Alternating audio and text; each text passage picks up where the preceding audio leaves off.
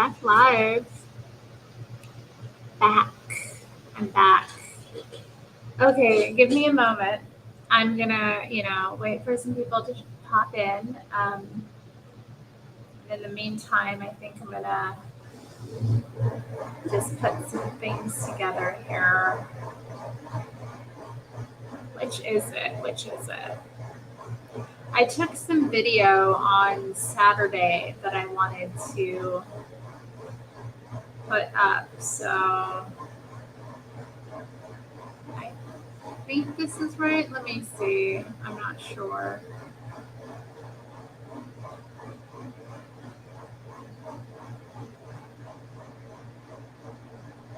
Maybe, no, I feel like this is the one that cuts off some of the footage. Okay. I have like 2 apps on my phone that I can use to edit video or like put videos together. Because, I record like multiple videos. I think this is right.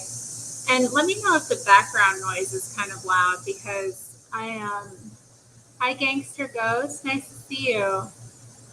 But yeah, I've got my fan on and I have the dishwasher going, which is a lot. But hey, at least, the dishes are getting done. But yeah, it is a bit loud, I'm noticing. I'm hoping because this is a reading stream specifically, I don't want the audio to be too poorly, so I may put on a headset if needed. Let me know what you think about the audio, though, those who are in the chat, like, watching. Is it okay? Press 1 if it's okay. Okay, let's see.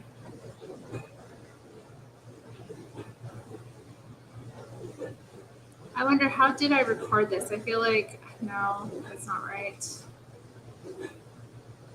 How do I get out of here?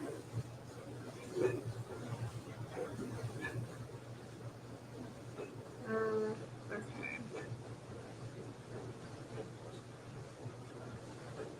Let's delete that. I'm not sure.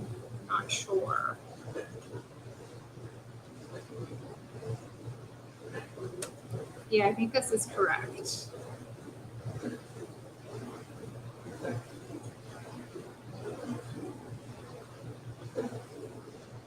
Oh my goodness, they don't make it easy, y'all. Okay, let's see. I've got some pretty interesting footage, so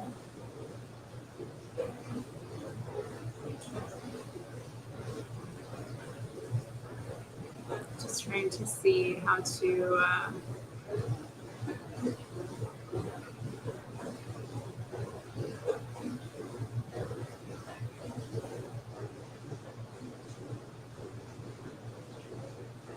put it all in.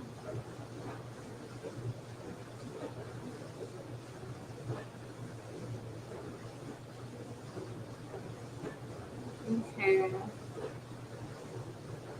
There we go. Hoping it doesn't actually start anything. Nobody responded? There's been people milling in here. I don't understand. Come on, y'all. This is a team effort. That's why we're live. That's what it's about, y'all. Well, anyway. Yeah, Saturday I went to this Chinese cultural festival, and they had all kinds of performances and vendors. I had some lovely dim sum from a vendor there. And this very lovely lady took my photograph a few times. That was nice. It was so funny though. She was wearing a dress that I own. I was like, I know where you got that dress. I didn't say anything, but I was like, oh my God. But she looked good and I looked good. We were looking good. It was good times. This is so funny. I also found it was a good time. We'll just say that. And Okay, let's see. We'll save that.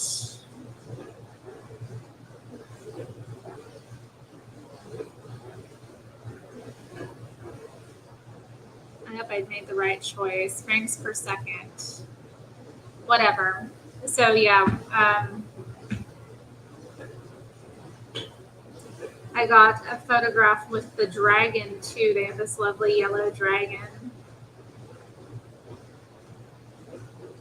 I have no idea why would, what? I resent that remark, Point Fire.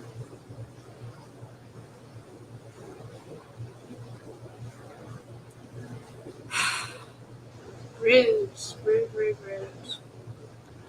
Um,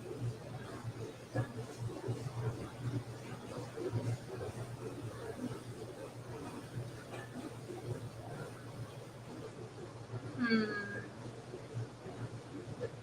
Oh man. Okay. All right. Well, that's interesting. I don't know why that's our business, though. Is it our business? Is that your business?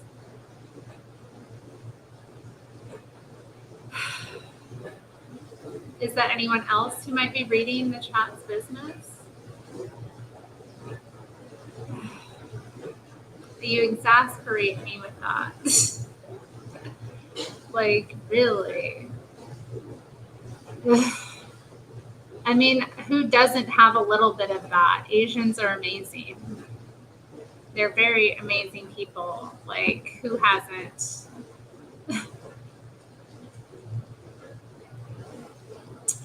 I love Asian stuff. I love Asian food.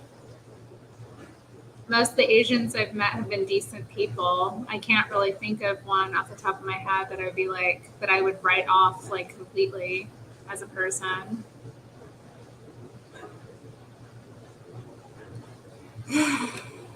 Bobby, why are you participating in this? I just asked you, I just was telling Point Fire not to do that. So, like, why are you doing it?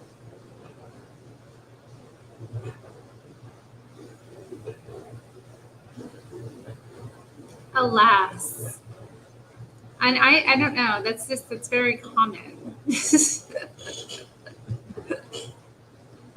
Like, anyway. Ugh. Ugh. It's not our business, is it?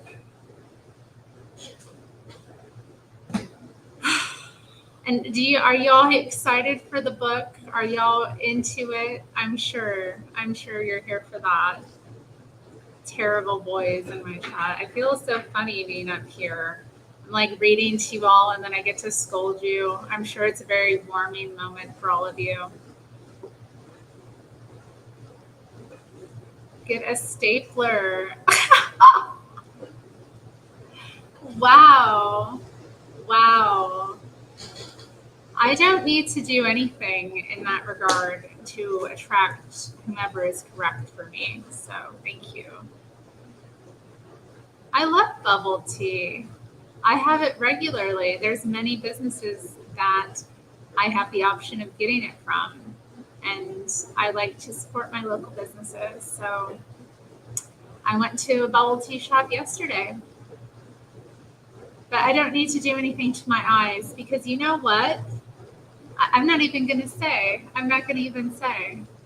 So anyway, I'll leave that to myself. Thank you. All right. We're going to hear about him falling in love with another boy. This is going to be a tough chapter. Let's hope it doesn't get too gross. The last chapter got a little gross, but teen boys, you know, they get up to stuff. And some of them fall in love with other boys, which is, you know, fall in love. But it'll be interesting to see. Yeah, the title of the chapter is Boys Don't Fall in Love. Boys Don't Fall in Love, and then it puts in parentheses with other boys.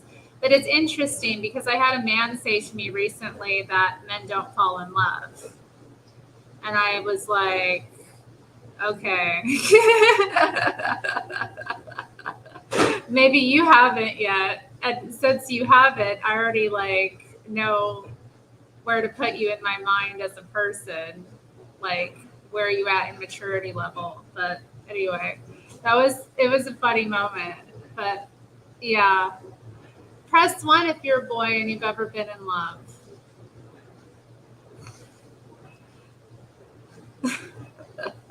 Or when I say boy, I include that to be men as well. But remember, this is, his coming of age, how not to be a boy, because he's so different than other boys, apparently. Okay. And each chapter, he starts the chapter with a quote. And this quote is, "You're born naked and the rest is drag," from RuPaul, the drag performer. So that's interesting. Roger and I fell out over Bros. That's the pop group Bros. I've never heard of the pop group Bros. It's an 80s thing, I assume. Maybe we'll look it up. Young readers may be interested to learn that you pronounce it Bros. Okay, and I've never heard of the pop group Bros. Anyone ever heard of Bros? This sounds very particular. Another thing to discover.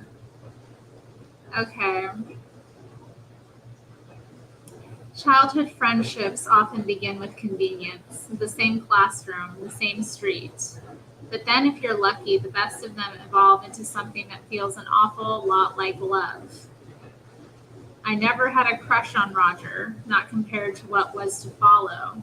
But if you held a gun to my head, I would admit to the plain fact that I loved him. Aww. Aww. Obviously, it would take a gun to extract such an admission from either of us. Boys do pals, we don't do love. But the attachment was strong enough for the feelings of separation to be familiar to anyone who has ever caught a whiff of a love affair on the churn. In this case, there was no great betrayal, no grand and defining point of difference, just a gradual moving apart. 3 years had gone by since Roger had suggested we become blood brothers.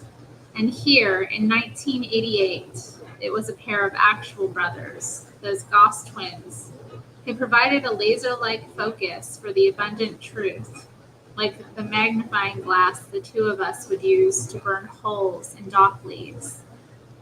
The sun was as bright as ever now. We were 15 years old. But the light was more complicated. There were more colors. "When Will I Be Famous" is a complete piece of shit, I announced one morning after Roger has joined me on the bus. There's already been some tension over the bus ride to school.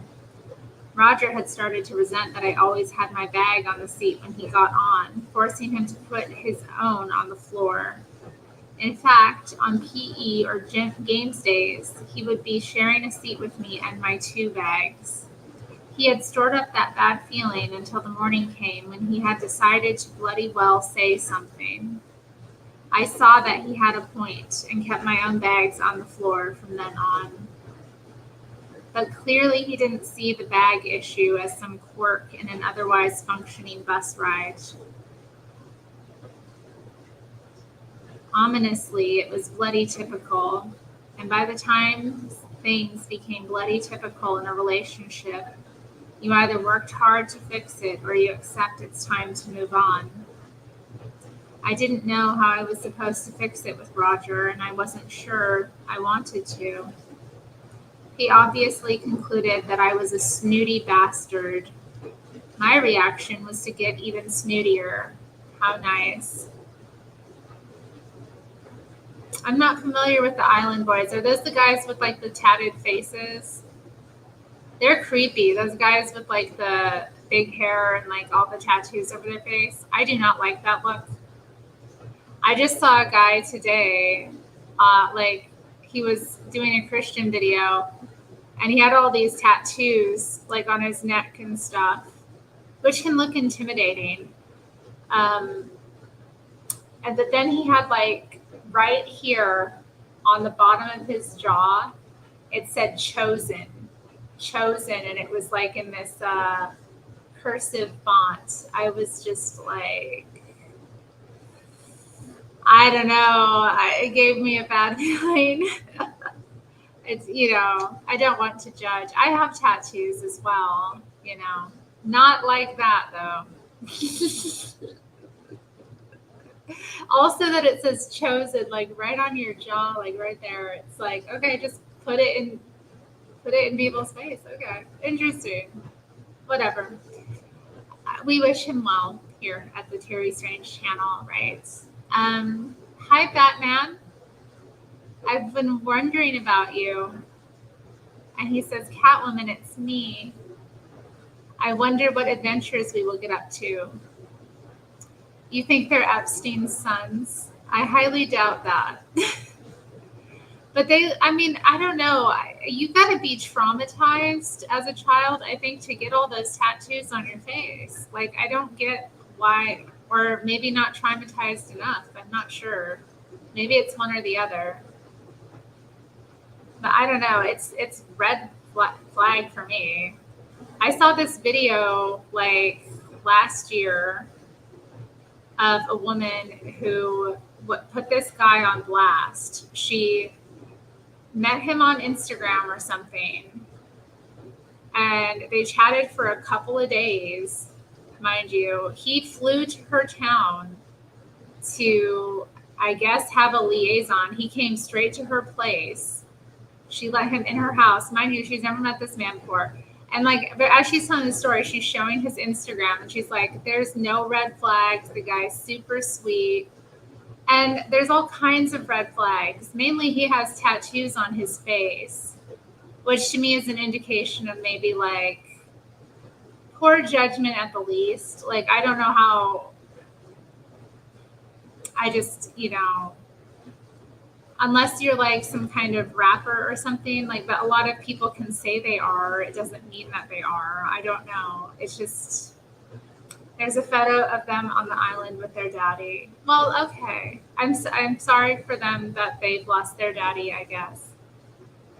You girls pick the worst a-holes ever. I know, not nice guys like you, huh, Batman? It's so funny, like,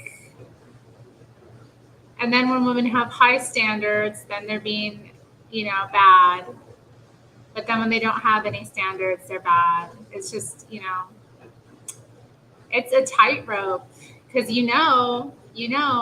he does something 10 years down the line, 15 years down the line, it's all of a sudden it's, you picked him.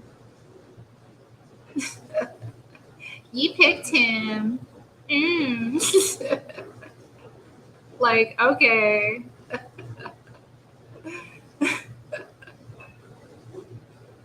Hi, Rome. She says pretty lady. Thank you. It is bright in here, though, still, isn't it? I'm hoping the sun will move shortly. It's been a long, hot day. Not too hot. I haven't needed to use the air conditioner, so that's been nice. Okay, anyway, let's get back to the book. Back to the bookie book. Okay. They look like plastic Aryan dolls, I continue. They can't sing. They think they're Michael Jackson, but they can't dance because they're so fucking fat. The drummer looks like the other two keep him in their Aryan dungeon. They're dicks. Talentless Nazi dicks. Pardon my language, y'all. I apologize. I'm just reading what he wrote. I'm just reading because he's like, y'all know, when I was a teenager, I probably sounded similarly at times when I was like expressing myself through what I didn't like. There was a time when this sort of thing would have impressed Roger, but he'd had enough. As far as he was concerned, this was just Webb being a ponce again. He says evenly, I just think it's a good, fun song. It's just a pop song. Pop songs don't have to be so bloody mindless. Okay, so what do you like at the moment then? I don't know. This is an annoyingly reasonable question. I say mainly because I have decided that I am strongly against apartheid. Ideal World by the Christians. Roger snorts, really? You think Ideal World is better than When Will I Be Famous? Yeah, I do. I have neither heard either of these songs. I have not heard Ideal World by the Christians. I didn't know there was a band called the Christians. Nor have I heard of this song, When Will I Be Famous by Bros.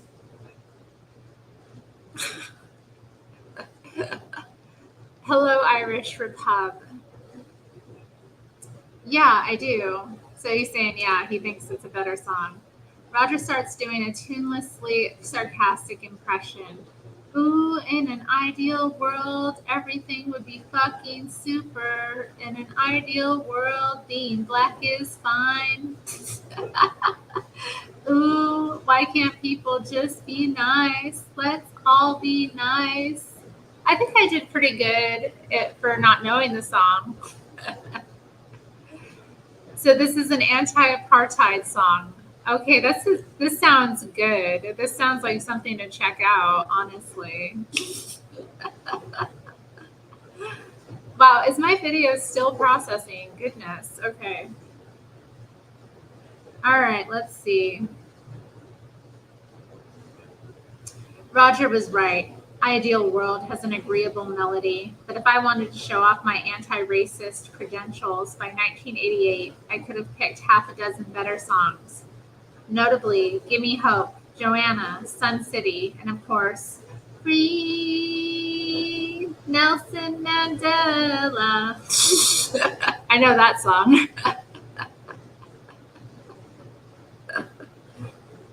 I draw the line at Biko by Peter Gabriel because Peter Gabriel is very annoying. I liked Biko by Peter Gabriel. I've heard that song too. I've heard Sun City, of course. I have not heard Gimme Hope or Joanna, but it seems that the young Robert Webb was very anti-apartheid. You know that song, Rome? What, Free Nelson Mandela? We'll sing one of those songs later, Irish Repub. Okay. Anyway, although I am now happy to admit that When Will I Be Famous is a vital and compelling teen anthem, I had my reasons for loathing that song in particular and Bros in general. All the girls in my year wanted to shag Bros, and none of them showed the first sign of wanting to shag me. Why did men always assume that? Or I guess he's a boy at this time, but like, why did they always assume that? Like, they just assume that all the girls want to sleep with this boy band. Gang, you guys are white. We do our best. Although, I don't know. It really depends. It really depends. Anyway, okay. I was aware that they were not actually allowed to shag me. I just thought it would be nice if one of the, or two of them indicated that this was a pity. It was basically acceptable to be a male virgin at 15, but I'd become aware of an impatient mental stopwatch, and the ticking got louder by the month. And oh good, here come Bros on top of the pops, singing the equally infuriating Drop the Boy. I'm a man, he says. I almost yell at Mom. Only a boy would need to say so. It's a line I've been waiting to try out for days. Mom shifts in her chair. I'm doing my GCSEs, and I'm in set 1 for English, and, less explicably, maths. She likes it that I now come near the top in all the school exams. In the last few years, I've gone from confirmed borderline to confirmed smarty pants. I worry less about that now. There are certain times and places where I don't have to dissemble and apologize. Alone with Mom is where the silent 7-year-old yelled sailing at the top of his voice. And it's where the 15-year-old now shows off his new superpower of being able to deconstruct the lyrics of Ross, while really overdoing it with the air quotes. I apologize for what follows. Did he actually just say that if whoever it is, his unnamed oppressor, drops the boy, that he will literally be jumping for joy? Did he just say that? I don't wait for an answer. Because if he is indeed a man, as he keeps insisting, yes, I am, then he'll be the first man I've seen who goes around jumping for joy. Do you see much of that? When was the last time Derek jumped for joy?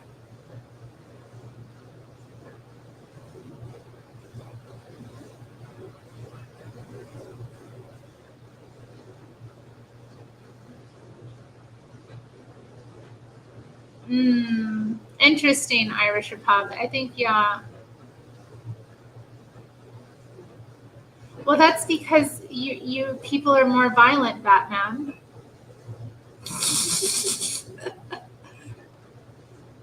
That's a much more violent term, isn't it? Really makes you think. Let's not. Let's continue reading about the young Robert Webb's adolescent boyhood and his teen boys do be doing this. They love to go off and try to impress. It's kind of sweet. I mean, I guess teen girls do it to a bit too.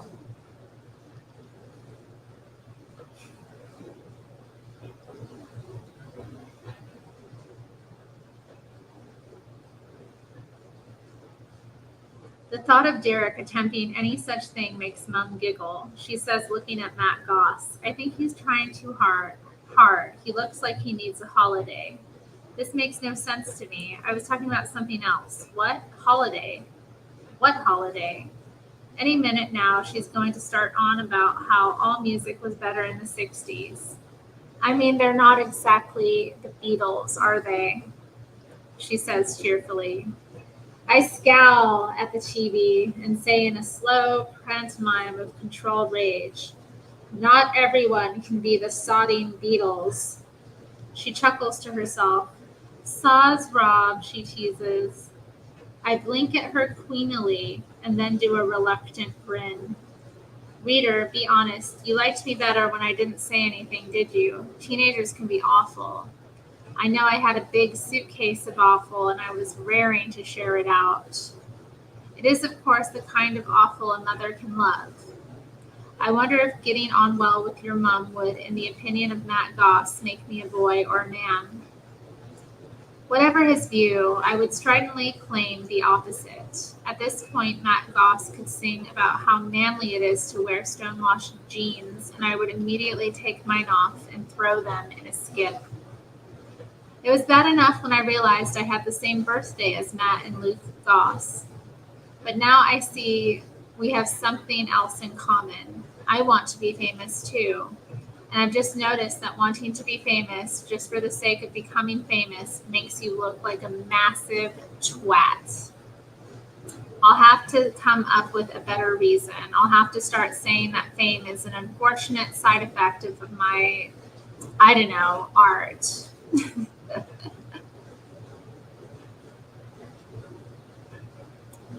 Are y'all singing in the chat? I don't know this song. Okay, let's see. We'll save. Excellent. Okay, good. Well, we'll have a new video coming out soon. Oh, and just to remind people, I'll be having a guest on the channel tomorrow evening. The lovely Philip Chandler.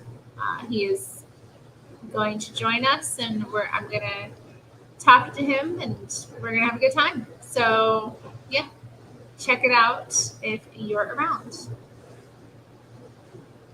And actually, I should message him. We are at a break in the book, so I'm going to take... Oh, I wanted to answer the biblical question this week. I need to think about it a bit more. Do you suffer the consequences of your actions?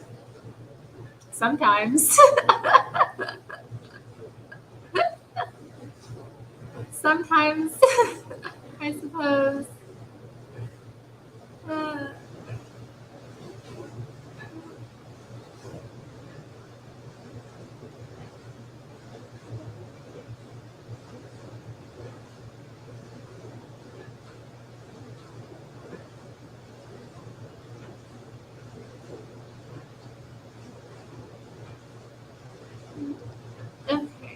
see. Anyway, interesting. Let's get back to the reading. So what is it about this Will? I just like his attitude. He's in my year at school. He's about the same height and build as me. His hair is darker and he can grow it longer. I've lost my angelic curls, thank God, but if I try to grow my hair long, it gets frizzy and big, like a blonde afro. Will can get his to just wavily flop either side of his thin-framed glasses. He's skinny like me, but his collarbones travel just that little bit further before they reach his shoulders. His muscles are slightly more defined. His knees are just a bit less knobbly. Or knobbly? I'm sorry, Batman. That's just how it is, okay? I'm sorry. You know, it is what it is.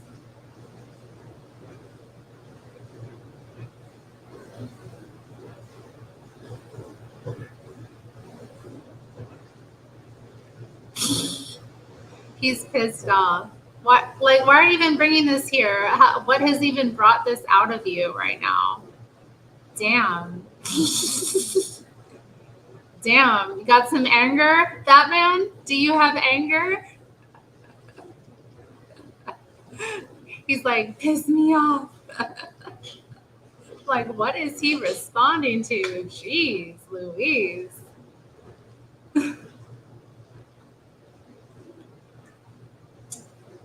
Batman is ticked. Okay. But let's not get ahead of ourselves. Oh, here we go. Hey, baby. Hey, kitty. Hi, kitty. You love me? You want some loving? Poor kitty.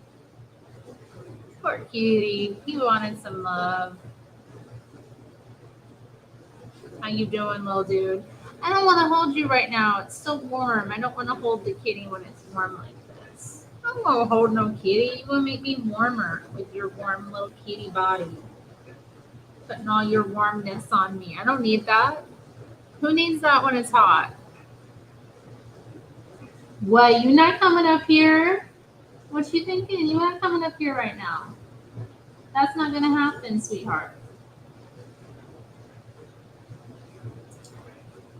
Who loves the cat interludes that we have? Aren't they nice? Hey, come on, baby. Oh, no, he's up. Baby, come on. Why are you doing that? Why? Why are you treating me this way? Come on. Dang. You bullying me. You bullying me, dude. What you bullying me for? You got no business bullying me. Why you push me around with that kittiness? Oh my goodness. Oh my goodness.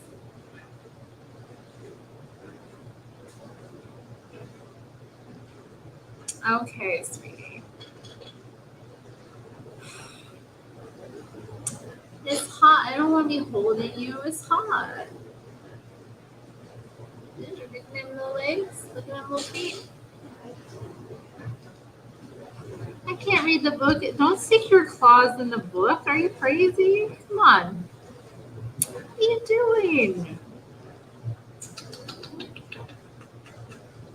Who's a good kitty? You're a pretty good kitty, all things considered. Sweetie, I don't want to hold you like that. No. Oh. No. Why are you bullying me? Like, you got your claws. No, come on, stop. Oh my goodness. Why are you treating me this way? Why are you treating me this way? Y'all.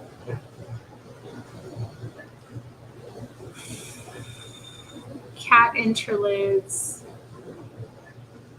He's sweet though. All right, so back to him reading about this Will character. I was talking about his attitude, right? Not his body. It will be instructive that when introducing you to my new best friend, the first thing I want to do is undress him. Yeah, the way he's describing this young man, I was already getting that impression that he was attracted to him. I mean, who notices a guy's collarbones, really? Like, you have to be really noticing him. And I don't know that most, I don't know that that's a normal way of noticing someone. You know what I mean? Know what I mean? Okay, let's see. Okay. Okay, so he says, yeah, the first thing I want to do is undress him, probably because I would spend the next 5 years trying to do exactly that. He tried for 5 years, y'all. Dang. He's cool. Among his peers at school, he is the first to stop wearing a digital watch. He is also the first to grow his hair long and the first to cut it very short. The same goes for white socks, or liking you too, first in, first out. He isn't the first to need a shave, but he does make sideburns look good, and ditches Paco Rabanne for Fahrenheit before the rest of us have found a paisley shirt that doesn't look too quote-unquote gay, by which time his own paisley days will be long gone. His clothes just fit. It's mesmerizing. They cling and swing around him like adoring fans. Still, as I say, I just like his attitude. Also his legs. Oh my. Love digital watches and white socks. Oh dear. Yeah, I can't with a man like that. That's very just. You're a grown man. Not a digital watch. Like, really?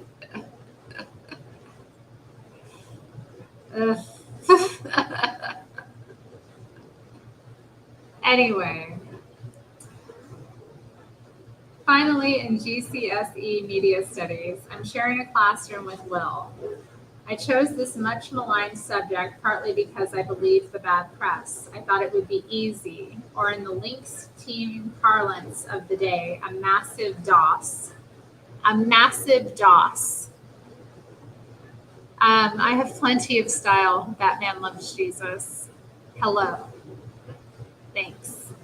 Hi, Frederick, LA. Good to see you.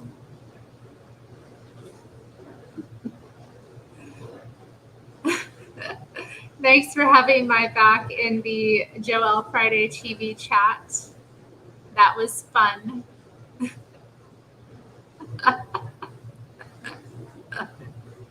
I just want my child support, that's all.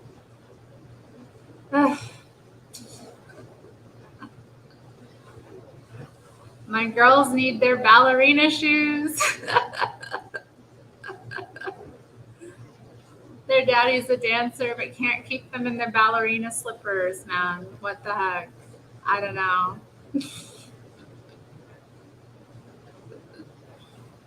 Anyway, let's continue. You got an injury? Batman loves Jesus? What happened? Are you okay? You got in an injury? You got in an injury. That doesn't sound right. Were you in an accident and you were injured? Your arm is hurt? My goodness. Oh, I'm sorry. Yeah, it was funny though, Frederick. It was some good laughs. Good times.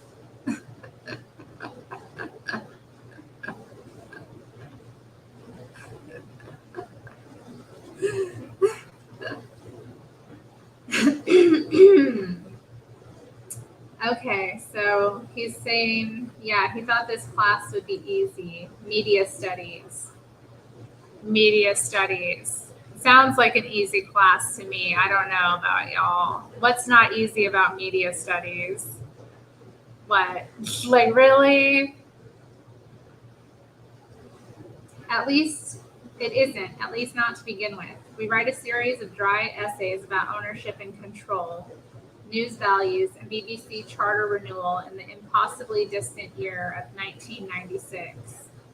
But soon it's time to start working on a practical project, making a documentary with a borrowed camera, and the massive dossing about begins in earnest. Okay, this sounds like a really good class for him. So he got involved in Of course I believe you, Batman. I'm sorry to hear that you were injured. I'm quite sorry. That's terrible. I'm glad that you're with us. Jeez, that's frightening. Yeah, that's very frightening. Yeah. Good to know what's happened. Hey! This is. Oh!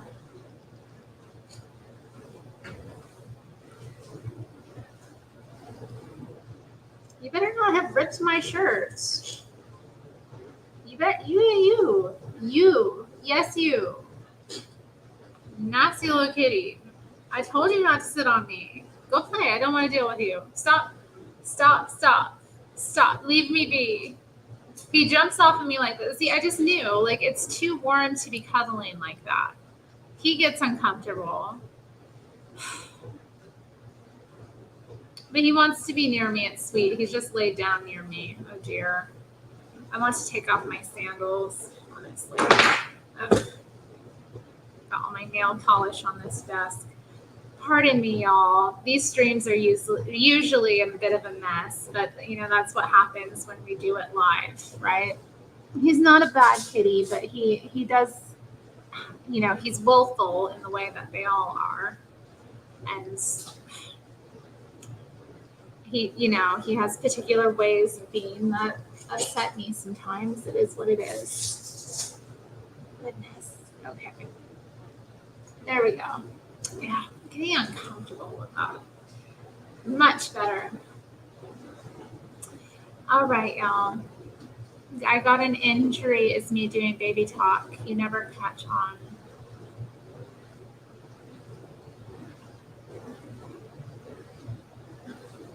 Are you being perverted?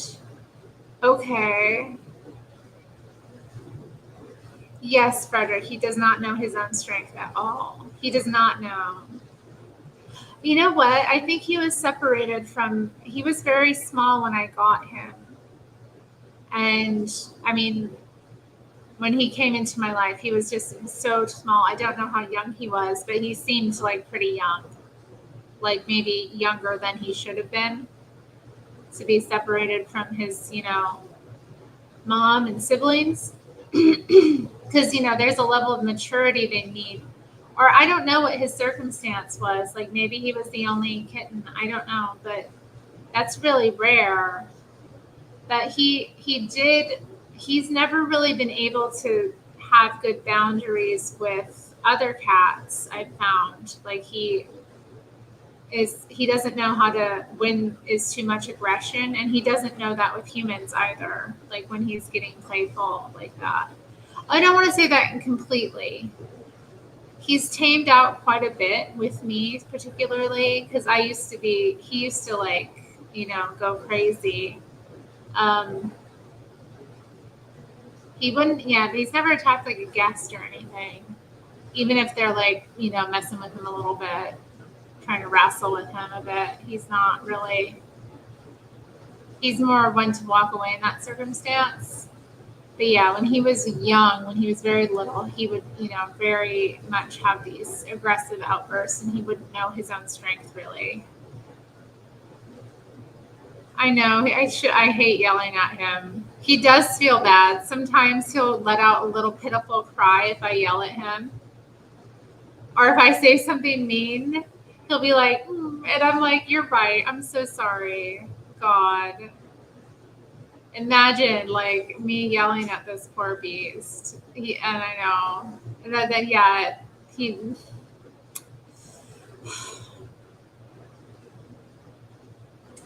that's why he's the best kitty. He just puts up with me and all of my stuff. I mean, why should I be snapping at him? But I do sometimes. It's terrible.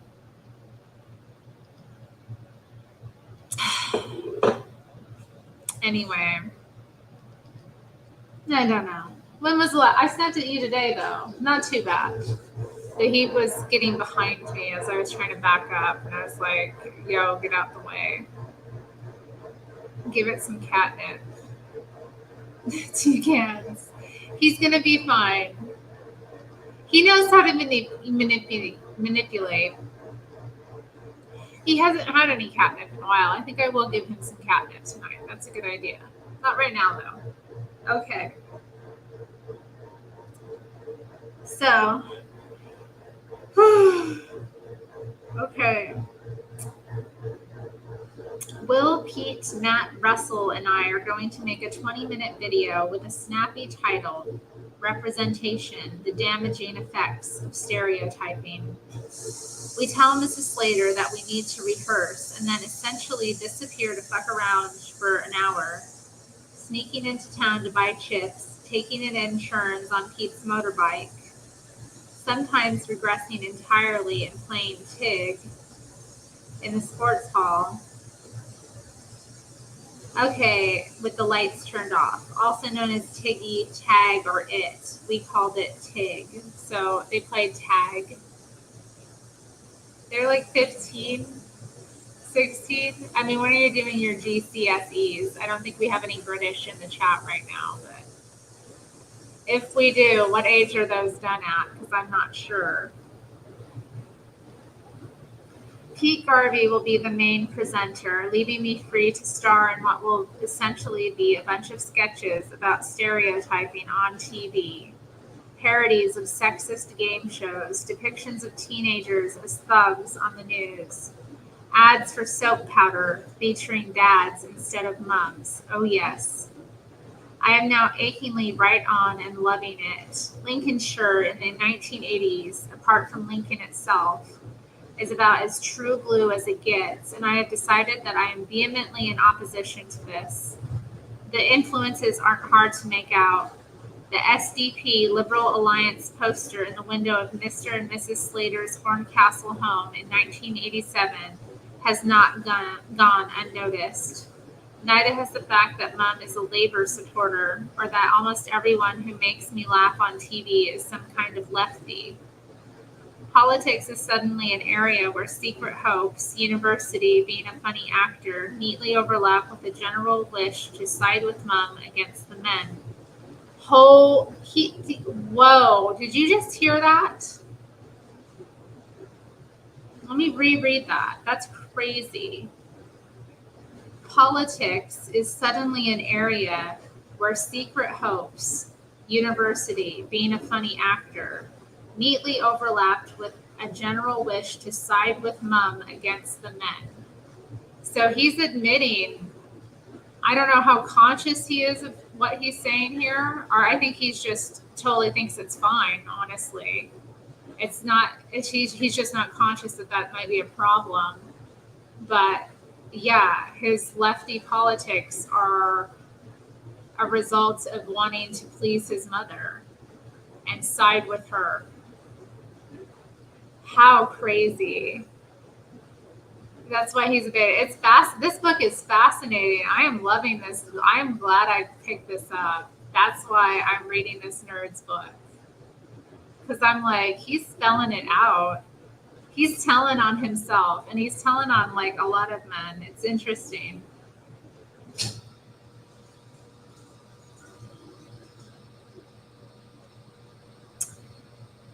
Okay. The facts may be that the Parliamentary Labour Party is composed almost entirely of men and that Mrs. Thatcher is a woman. But these facts are to be overlooked for the time being.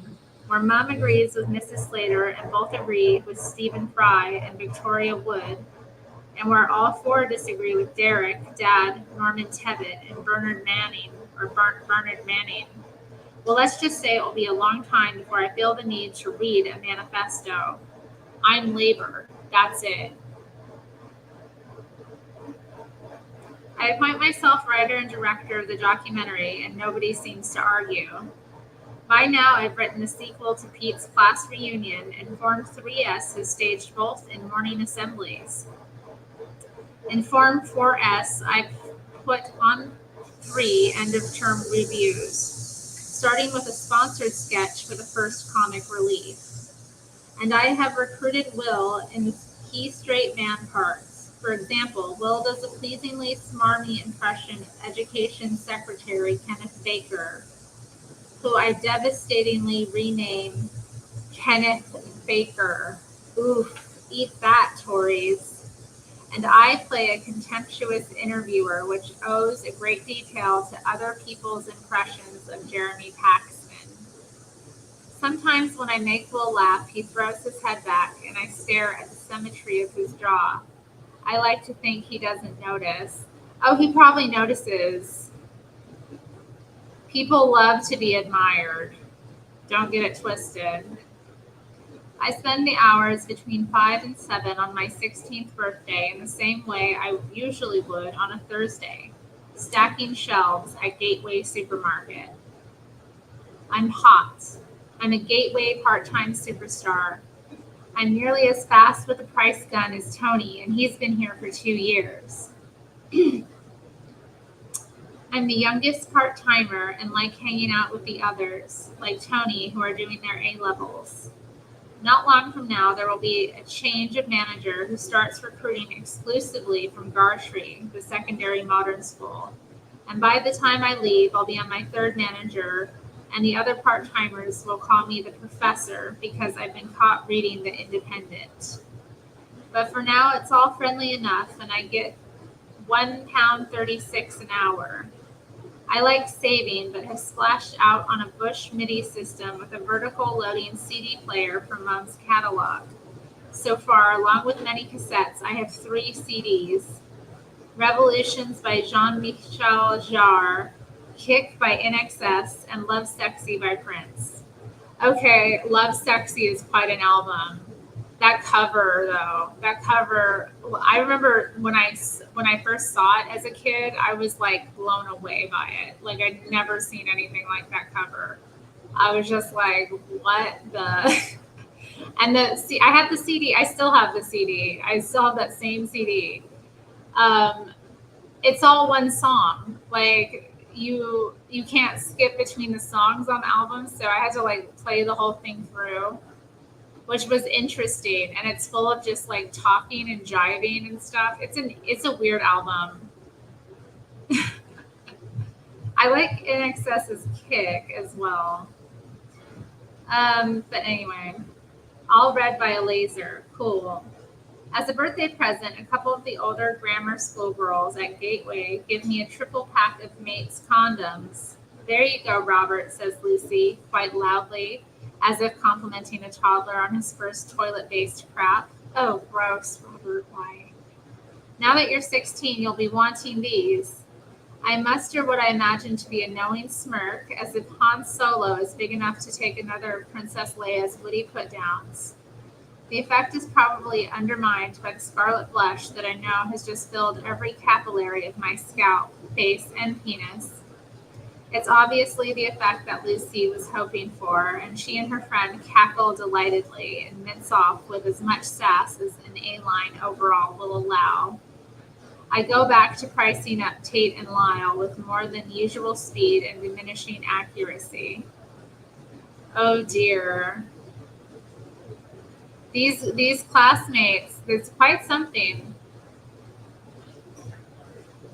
I know, Frederick, men have had mama issues since the dawn of time. Since Cain and Abel. Come on. Oh, Maina, come on. You know I love Robert Webb. He's a very funny man.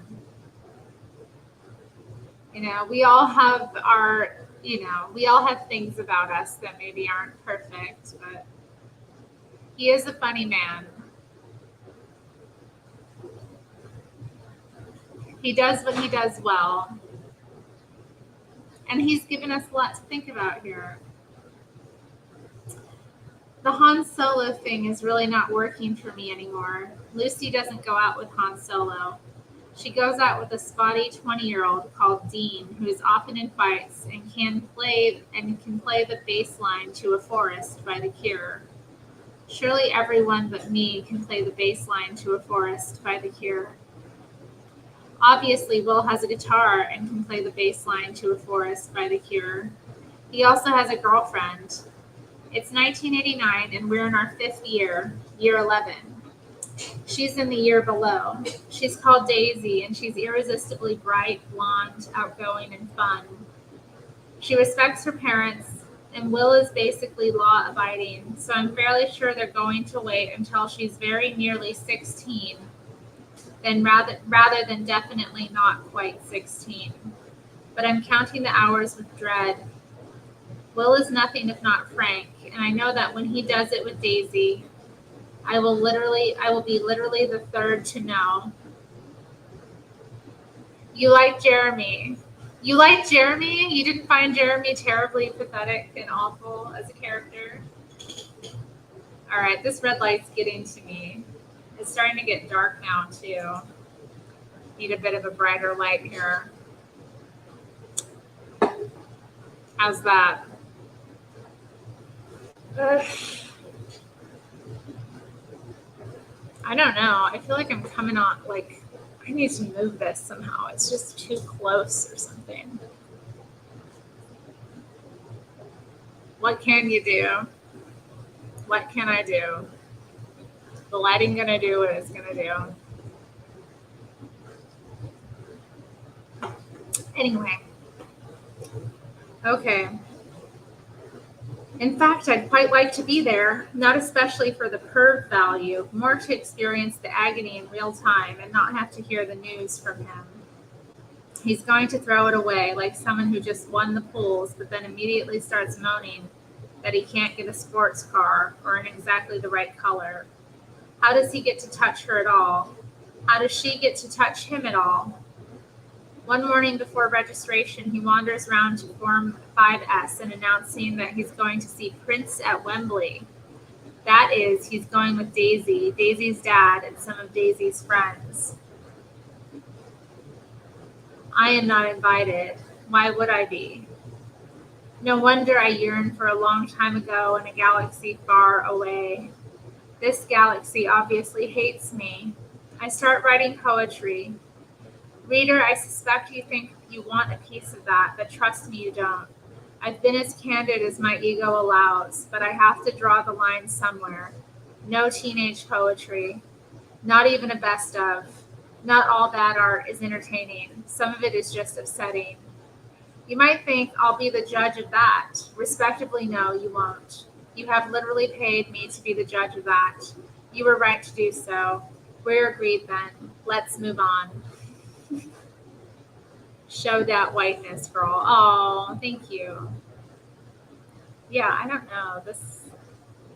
I look funny. Like, I look like blurred out or something. Like, I don't even know. It's weird. Is there something going on with my settings? Like, did I...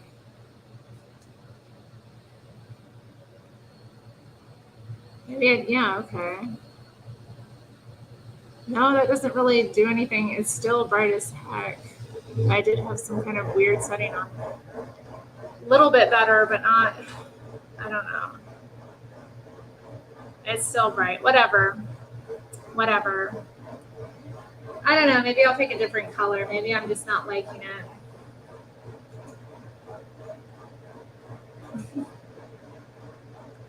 I love the pink. I am fond of the pink. Blue.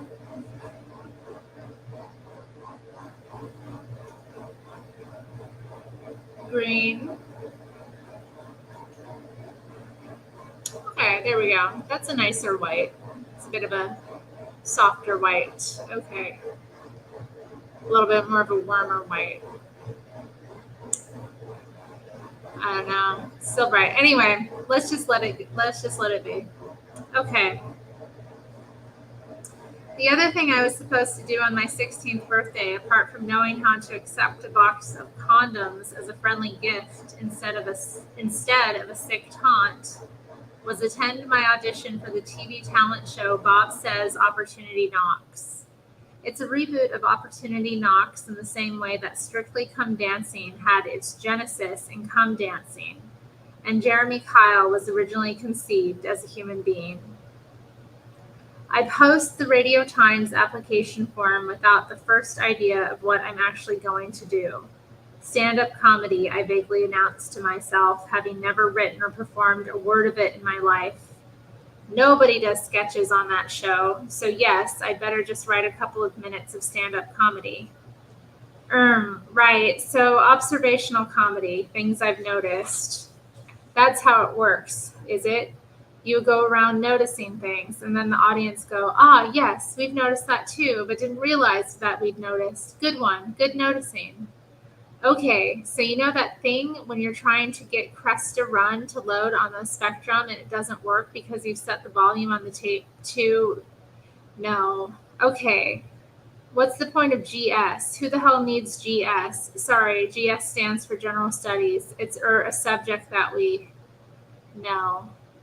Okay, so you know that thing where you love and fancy your best friend so much that your heart aches like you've just slammed it in a door and you can't tell anyone and you want to tear up the sky? No, just me then? Stand up could be a problem. There are plenty that I like watching. Billy Connolly, Eddie Murphy, Victoria Wood, Robin Williams. But even then, I'd rather see Eddie Murphy in Beverly Hills Cop than doing stand up. And I'd much rather watch Victoria Wood in Acorn Antiques with Julie Walters than out there all alone. None of it excites me the way sketches and sitcoms do. Faulty Towers, Rising Damp, The Young Ones, Blackadder, Brass, absolutely. A Kick Up the 80s, a bit of Fry and Laurie, French and Saunders, Saturday Live. Yeah, I like quite a bit of this. There's a couple I haven't heard of, though. I haven't watched Rising Damp, Brass, or Absolutely. So I'm kind of curious about these. This could be new 80s British comedy that I could get into. Because let me tell you, I love that stuff.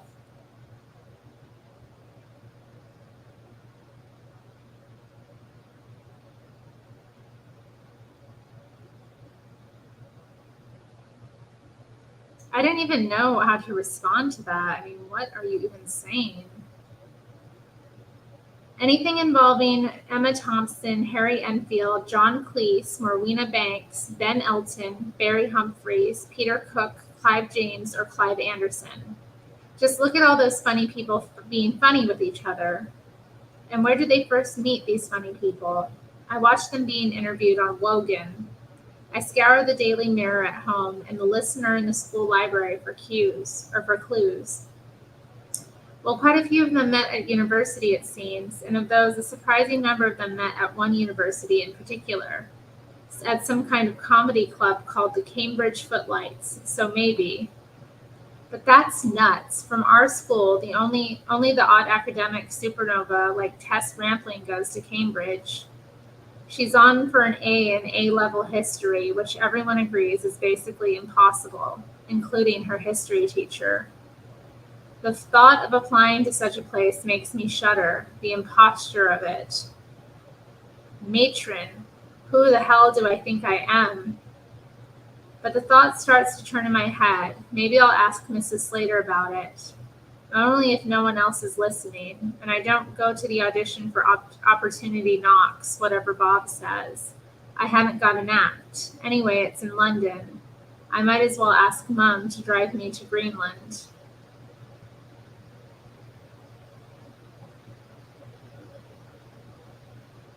So stand-ups aren't my favorites. In fact, when it comes to solo performers, the person who most inspires me isn't even funny. He's called Michael Jackson. Of course, it was not okay to like Michael Jackson. This was before the allegations of child abuse, you understand, at which point it was really not okay to like him. This is just when everyone thought he was a bit eccentric. I think I was drawn to him partly because of his stolen childhood, which manifested as childishness. It turns out that some dads do hit famous children. This dad, Joe, was rehearsing the Jackson 5 with a belt in his hand. They didn't get to play, they only played. It turned them into consummate professionals with various forms of mental illness. With Michael developing acne and having his voice gradually break in front of a global audience probably didn't help. And what he reminded me of in 1987 when he released Bad was a painfully shy child playing at being tough. If you want to see a real-life guy by, have a look on that album cover. There he is with his silly costume and unlikely bravado. and that terrible fear very nearly hidden in make-believe. I love Michael Jackson. I'll just say that. There's a video hagiography of Jackson, modestly entitled Michael Jackson, Legend Continues, which I watch at home now that we have a VCR. Adoring fan that I've become, even I can see that 80% of it is sectionable claptrap. Near-forgotten megastars like Sophia Loren pop up to say batty things, like Michael's like litmus paper. He always wants to learn. But the good thing about the video is the clip from the TV special Motown 25, where Jackson performs Billie Jean live on stage. I've never seen a performance like it. I sit with a slack jaw, watching and rewinding, watching and rewinding. It's annoying because it's intercut with a choreographer telling you why you should love it and Katharine Hepburn informing you that Michael is good at dancing.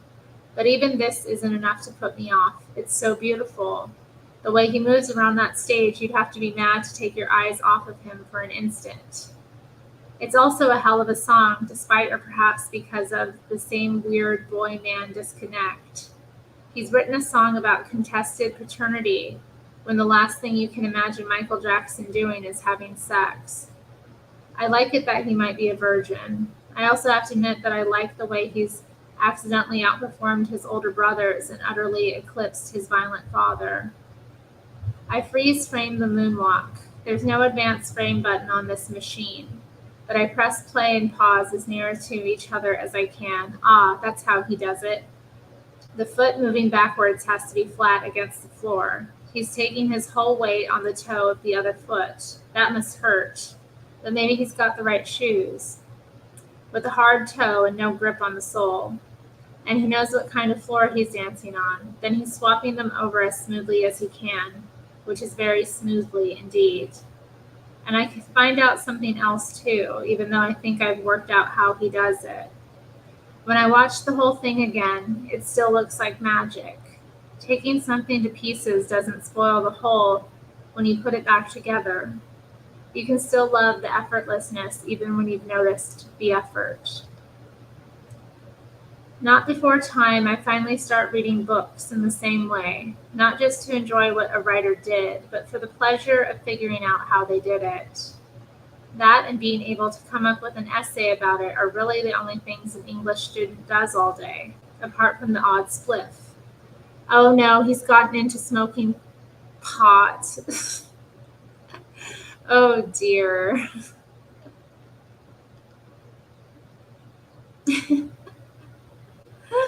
Oh dear. If you like it, then it doesn't feel like practice, and the more you practice, the better you get. Eventually, what started as a general willingness plus a load of work that didn't feel like work acquires the name talent.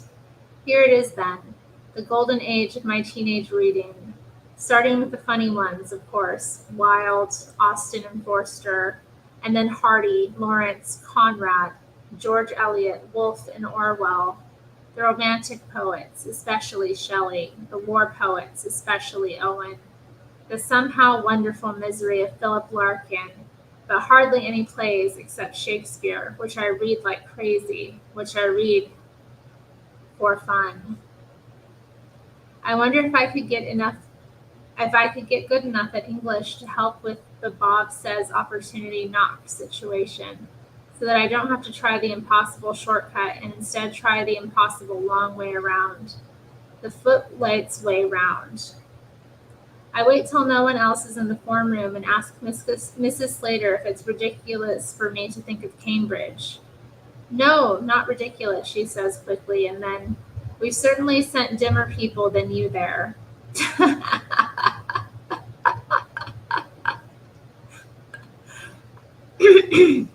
Isn't Mrs. Slater lovely? We've sent dimmer people than you to Cambridge. Oh, isn't she lovely? This is quite encouraging, although she has thoughtfully, not for quite a while. Fine, I'll just have to read everything. That shouldn't be too hard, as long as there's nothing distracting going on.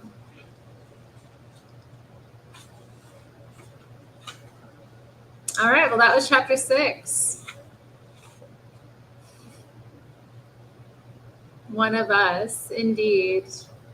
Shall I continue? What time is it? We're at 1 hour and 10 minutes. I can't believe I got through the chapter that fast. I'm going to continue on. See how far I can get. I may not finish the chapter, but why not continue on if I have the stamina to? All right, chapter 7 is titled Boys Are Not Virgins. Oh my. That is true. Virgin is, yeah, technically men are not virgins. Boys are not virgins. You think you're sensitive, but you're not. Your sensitivity only works for things that people do to you. Touchy and vain, yes, but not sensitive. Dixon to Bertrand and Kingsley Amos, Lucky Jim. I don't know. I have a baby sister. Derek pops his head around my bedroom door while I'm energetically dancing to Smooth Criminal. I turn it down, annoyed. His fag smoke is drifting into my room. Well, Robbie, you know, Mom said you might be getting a little brother or sister. Well, you are. I try to make my face look pleased. Oh, good, I say. I followed clumsily by, well done. Derek nods, smiling, and disappears. I open a window and look at myself in the mirror to find out what I think. My face doesn't offer much encouragement. So, not the youngest anymore. Not the youngest. Mom will have a new priority. That's fine. I'm a teenager. I shouldn't mind. Why do I mind? I do slightly mind, but Mom seems chuffed, especially when she finds out it's a girl. I spend her pregnancy trying to be nice. When she has to swap stretchy jogging bottoms for full-blown maternity dress, she registers my ill-concealed alarm. Mom's going to look a bit of a funny bugger for a while, she says to me. I try to wave it off with an awkward series of nods, grins, and actual waves. She looks at me, and I get that she gets it. Things are changing. She's out to reassure me, and I'm out to reassure her. It gets done, more or less. We just can't quite do it with words. It all happened when they got back home after her 40th birthday party, she says. Blimey, show me a teenage boy who can contemplate such an event with equanimity, and let's make him prime minister. I'm partly amazed because Mom and Derek spend so much time arguing, mainly about the central heating. Warm as I think of her, she's always cold. Derek's big and doesn't feel it, and there's never enough money. So the arguments often center on the boiler. They have done for years. I will never, ever, ever, ever be okay with that nonsense. But you know what? I find it like, I think men just run hotter than women a lot of the times.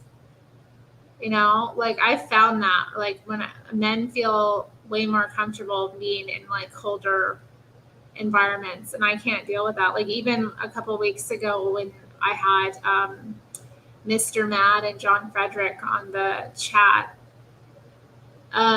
they were both comparing like what temperature they keep their AC at, and yeah, they asked me mine, and I was like 73 if I have it on at all.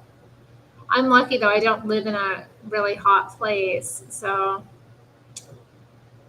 please, Batman, your name is Batman Loves Jesus. Is this what Jesus would do? Would Jesus come to my live stream and be so disgusting and point fire? Here you are egging him on.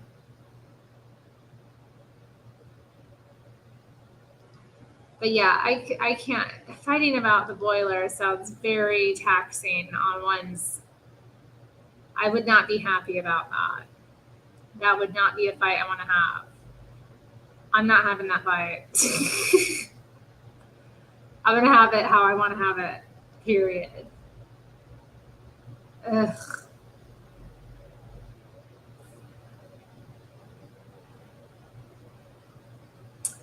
We knew people who were worse off, and I never dreamt of questioning anything as normal as ice on the inside of windows. Where else was I going to practice my autograph? But Mom also had friends who were better off. Ice on the inside of your windows? Hell no. Hell no. And they're in a cold climate? No. No, absolutely not. Man, British people are grim sometimes. I tell you, they pay so much there, and like, yeah, their standard of living is not very, I don't know. It just seems like a lot of them tolerate stuff that in the US is just not as tolerable. Well, I don't know. I guess it really depends. Mom had friends who were better off, and she did question it. She questioned it for England, especially on Sunday afternoons. Sunday afternoons, just bloody hell. I know I'm not the only one, in fact, saying that I dreaded Sunday afternoons, as if this is interesting, puts me in the same company as people who say, I just don't like hospitals. Still, they sucked. When I was little, I spent every weekend at the golf club with all the plastic swords, Lego, tiswas, and sandwiches with a crust cut off as I could handle. And Sunday tea time signaled the re-entry into the normal world. The smell of congealing gravy from a roast that Derek had complained about, and Mom in the middle of another outpouring the disappointment of gin. Oh, I'm sorry, I misread that. In another outpouring of disappointment and gin. Okay, Mama drank. Nice. Derek would take his weekly ear bashing like a man in near total silence, occasionally mumbling passive-aggressive retorts over his shoulder as her voice pursued him from room to room. And there weren't many rooms. Oh, this sounds lovely, doesn't it? I don't know anyone else who has to put up with a 20-year-old cooker, she would say. I don't know anyone else who sits on a 3-piece suite that's 30-year-old hand-me-down from her mom and dad. And other people have husbands who go out to work every day instead of sitting on their arse doing the bloody racing. Other people have husbands who don't mind churning on the bloody heating in the middle of bloody February and who don't moan about my gravy every bloody day. Dang, he complained about her food. And he was a fat guy, too. Ooh, this sounds terrible. Pat really could pick him, huh? His mom, his first husband, total philanderer. Second husband, lazy. Dang. And then, yeah, what a mess. And a gambler. She could keep this up for a good hour. An hour. Oh my God. What a nightmare. Everything she said was fair enough, but obviously I kept the hell out of the way. Almost worse was the calm after the storm. He would retire to the living room to watch a Grand Prix. She would stay at the kitchen table, a hand nonchalantly supporting one side of her face, watching her cigarette smoke rise toward the yellowing ceiling and listening to Elkie Brooks singing songs about thwarted women. Jesus. The stereotype of the nagging wife has proved very useful to those of us who are often the primary cause of all the nagging, the useless husband. Because these days, women who find their domestic situation deeply unsatisfactory won't just need to complain, they'll need to apologize for the complaining. Times change. The gin has given way to Pinot Grigio. I don't drink wine. Pinot Grigio, right? That's right. And nagging has gone postmodern. When I was behaving like a useless arsehole of a husband and father circa 2009 to 13, I would experience a temporary wave of guilt as once again I heard Abby say something like, I don't want to be some whining bitch, or I don't want to go on like some fucking harpy, and I think to myself, that's unlucky that. It's really unfair that she has to negotiate the cliche as well as put up with me being next to shitface by 3 p.m. most weekdays. Oh dear, he had a drinking problem. Oh dear. Mom didn't complain every day, just every Sunday. That's nice. They would have a nice Sunday row as a family. She'd be making the nice Sunday roast with thick, rich gravy for the family on a Sunday. And the husband would be like, "Oh, that's a bit dear," and she'd, go off at him about how cheap he was and how lazy he was. Amazing. They'd fight for an hour, and then yeah. What a mood this family is. Oh goodness. I had a dim sense that the bungalow really did contain some kind of injustice. I didn't try to help exactly because helping definitely wasn't my area. Should I ask how to use the washing machine? Fine for my own clothes, but then what? Should I go into Mark and Andrew's bedroom and pick up their underwear, or Derek's, or my mother's? Where would it end? I think not. I wasn't asked to help, and I didn't. But I made token gestures, like always thanking her for tea, not dissing her controversial gravy, and at least carrying my plate to the sink, even if I had no intention of washing it up. For these minuscule concessions, Derek would tease me for being a goody two-shoes. These days, the term would be virtue signaler. Interesting. But someone did help the situation, and that was Annabeth Lim. Suddenly, there's a purpose and cheerfulness about Mum and Derek that's long been missing. My baby sister is gorgeous. I love her instantly and for all time. I've never been a big brother before, but I hope to grow into it.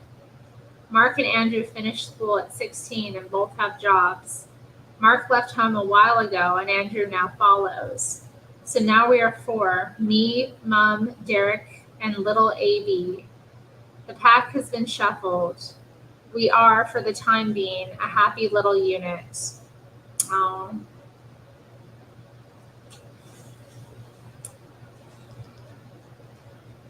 Oh dear, here we go. My penis, again, teen boy book, on the other hand, is a less than happy little unit. I distract myself from mooning over Will and Daisy by developing the world's most urgent obsession with one Tessa Rampling. I've given up fancying her younger sister, Tiffany. It's obvious that Tiffany will never go out with me, so naturally the thing to do is fall in love with her older sister in the upper sixth form, because as we know, if there's one thing more likely to happen to a teenage boy than a beautiful girl his own age wanting to get off with him, it's a beautiful girl 2 years his senior wanting to get off with him. A better conceived plan is hard to imagine. Maybe the best way to get to Tess is through Tiffany, since Tiffany made her lack of sexual regard for me abundantly clear about 100 years ago. The tension has eased, and we've somehow become quite good friends. How to describe Tiffany? She's sort of an adolescent Louise Mensch, but then so is Louise Mensch, so that doesn't get us very far. Tiffany is like Mensch, but with a good excuse. Tiffany is 16. I find her capricious and difficult and massive fun. Her rebel alliance with Zelda Linseed is still intact, and she's a middle-class girl on the warpath. She's beginning to despise her hippie liberal parents, and soon she and I will have a huge rows about politics. Socialism? Ugh, let me tell you, Rob, on my French exchange, they were all socialists, and they were eating their dessert on the same plate as their main course. It was disgusting. For now, Tiffany's... Is that disgusting? I suppose it isn't correct. Yeah, I don't know. Yeah, okay. For now, Tiffany seems to have identified me as interesting. It will have to do. There's no point in fancying her anyway, because she's going out with an older guy called Gary, who she met in a pub. She loves his earthiness, his authenticity, and that he has a car. I've seen Gary around at parties. Gary is, in my view, a thug and a moron. On a good night, Gary's brain can just about coordinate a blink. Mainly he just stares. But Gary is 18 and treats girls appallingly and is obviously therefore something of a catch. Indeed, very economical, Samuel. I concur. One lunchtime at the end of our 5th year, Tiffany confides that she recently had dreadful sex with Gary. She also shares the information that Gary didn't like it when Tiffany put on When Two Are in Love for the occasion, didn't appreciate her joss sticks, incense, and didn't remove his socks, trainers, or jeans. In fact, the only thing that Gary wasn't wearing, which he should have been wearing, was a condom. I nod through this, thinking about what a spectacular lay I would probably be compared to Gary. It's always possible that this would be a good time to say some nice things to Tiffany, who is relating the kind of encounter a jury would have to call consensual, but which was in every other way an obviously horrible experience. But mainly, hero that I am, I'm thinking about how I could have both warned her and saved her. All she had to do was put her hand down the front of my pants at some point over the last 2 years, and all of this unpleasantness could have been avoided. Now Tiffany is telling me that she's worried she might be pregnant. You can tell how shit Gary is in bed by watching him dance, I think to myself, as Tiffany dries her eyes with a hanky she's found. Yes, the bloke is just fundamentally ungenerous. Tiffany's just saying how she daren't confide in her mom. I mean, When Two Are in Love isn't my favorite track on that album, but if a girl wanted me to have sex with her and that song was playing in the background, I wouldn't actually keep the beat. I'd probably... Oh, I don't want to say this word. I'd probably finish, we'll say, on the two. What is it with these Garys and Deans and Jasons with their socks and monkey eyebrows and no Johnnies? They're all wankers. What's wrong with me? What is the fucking problem here? My red and gray ski jacket is as good as anyone else's ski jacket. My jeans with pleats are short enough to show my white socks. My white leather tie works with my lemon V-necked jumper, obviously, for fuck's sake. So what do you think I should do, Rob? Tiffany is suddenly asking. Dump him. Tiffany puts her hanky away and blinks at me. I've just told you I've dumped him already. Yes, I say, recovering. But does he know that he's dumped? You should make it clear. Probably write him a letter or something. She sighs and looks away. I try again. I see the problem, though. He can't actually read, can he? He can't actually read. That is devastating. That is hilarious. Imagine losing your V card to a guy who can't read. Oh man, that's embarrassing. I don't know that he can't read, but just the thought of it, like, dang. Tiffany stares back at me. She's either going to laugh, slap me, or just walk off. It seems for a second like she might do all three. It's very much up to her, and I feel what is now the usual rush of adrenaline. Never a dull moment with our Tiffany. She covers her face with her hands, and her shoulders start to vibrate. Then she pulls her hands away, and the silent laugh turns into a full-throated howl. Christ, it wasn't that funny. I think it's pretty funny. That's funny. Imagine that's you and then somebody just says that. I'd be busted up. That's hilarious. Maybe she's got her period. Oh no, she's anxiously waiting for her period. That was the whole point, wasn't it? Crikey, girls. You make a bloody fair point, Rob. Bloody fair. He's a fucking orc, isn't he? He really might be, as you say, a fucking orc. She laughs and the emotion almost visibly disappears as she blows her nose again. I remain on high alert. This could still go anywhere. She contemplates her snotty handkerchief and seems to come to a decision. She's going to do one of her churns on a sixpence. She quickly mutters, probably not preggers anyway, and Mum can fuck off. And suddenly, now then, what about you, young Mr. Bobs? How's your love life? I hear you're on the shark for my sister, n'est-ce pas? I shrug. God, this is exciting. You know she's going out with Eric. Eric? Who the fuck is Eric? Yeah, I know, I say. And she goes round to his flat and bonks him senseless whenever she feels like it, the old slag. I nod a yeah quietly. He's got a flat? Oh, terrific. Game over. But she does like you, young Webbington. She likes the reviews and assemblies and all your other artistic conundrums. I don't mind being called young by someone 6 months my junior, and I certainly don't care what the hell she means by conundrums. The news is, Tess has seen the reviews, and she likes them. Even my savage takedown of Rick Astley, probably. This is massive. Well, never mind all that, I say, giving Tiffany an awkward rub on the shoulder, as long as you're all right. She looks at the hand on her arm and then to my face and starts laughing again. God, Rob, you're such a stupid bastard. Eric, there he is, the angel.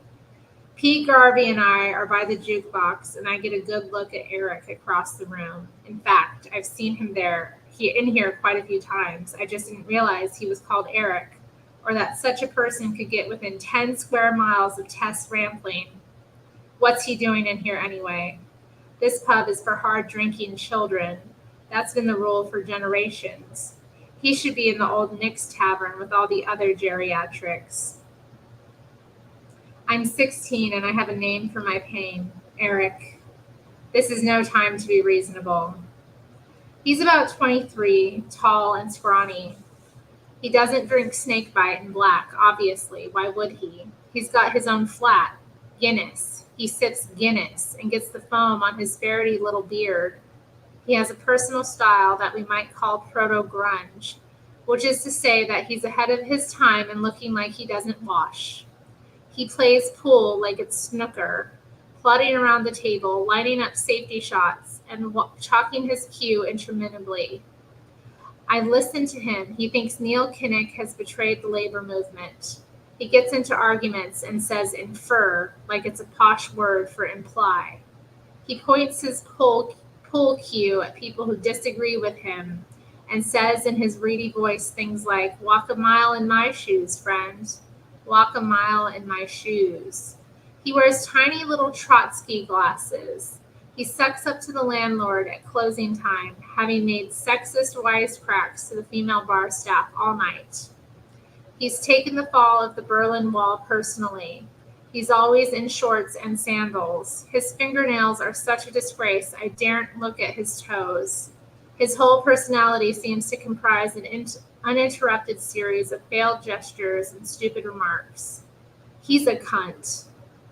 A more open and shut case of cunt I could barely imagine. Oh dear, he does sound awful. And to think that he's gotten in with this lovely Tess Rampling, who he's so fixated on. My goodness. Oh my goodness.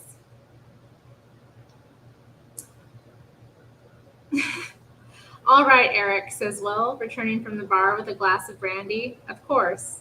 Eric is pondering an especially difficult choice of pool shot, one quite distinct from the traditional getting the balls in the fucking holes approach. All right, Will, he says distractedly. Of course, Will knows him and is friendly with him. Perfect. Will joins us at the jukebox to inspect what we've chosen. Michael Jackson? Whose idea was that? It's fine. It's from Off the Wall, I say quickly. So you know him, do you? It is not fine. The minute Bloody Rock With You comes on, I'm disowning you both and going to Old Nick's. You won't get served. You know him then. Know who? Fucking Eric. Will glances at the pool table. Of course I know him. He's a good chap. What's the matter? Pete Garvey is grinning to himself. I think perhaps our Bobby's a bit perturbed that Eric's going out with his darling Tess. This is so funny. Everybody knew he had a crush on Tess. This is funny. I don't know. I suppose that's normal. Pete, shut up and eat your crisps, I say. Pete crams a large handful of Whoppers, cheese, and onion in his mouth and eyeballs me with amusement.